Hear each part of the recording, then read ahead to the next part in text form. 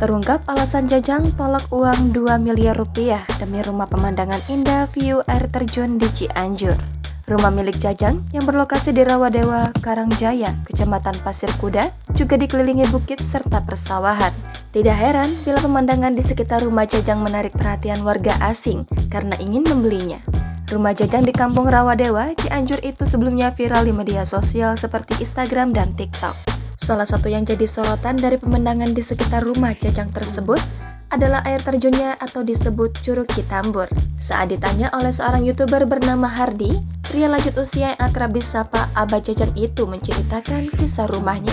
Menurut Jajang, dirinya sudah mendiami rumah di depan Curug Citambur itu selama 73 tahun atau setara dengan usianya saat ini. Itu artinya Jajang merupakan warga asli Kampung Rawadewa dan sudah menempati rumah itu sejak lahir. Menurut Jajang, rumahnya sudah ditawar oleh banyak orang dari warga asing sampai warga lokal. Bahkan menurut pengakuan Jajang, ada juga orang yang datang untuk camping di depan halaman rumahnya. Sedangkan saat rumahnya itu ditawar kurang lebih 2 miliar rupiah untuk dibeli, Jajang dengan tegas menolak. Bagi Jajang, ada hal-hal yang tidak bisa dibeli dengan uang seperti menjalin hubungan baik dengan orang lain. Jajang mengibaratkan orang-orang atau tamu yang datang ke rumahnya itu seperti keluarga sendiri. Bila rumah itu dijual, maka Jajang akan kehilangan keluarga. Tapi, jika rumah tersebut tidak dijual, maka keluarganya akan bertambah. Hardi lantas menerjemahkan kembali kalimat yang dimaksud Jajang tersebut.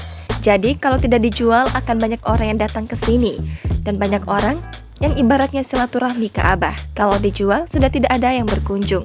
Sedangkan rumah tersebut hanya ditinggali oleh 2 orang termasuk Jajang. Meski begitu, banyak juga cucu-cucu Jajang yang datang dan berkumpul di rumah tersebut.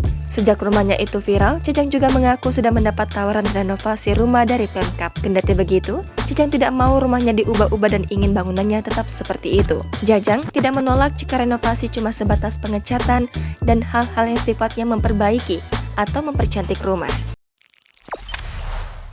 Jangan lupa subscribe, share, komen, dan like ya.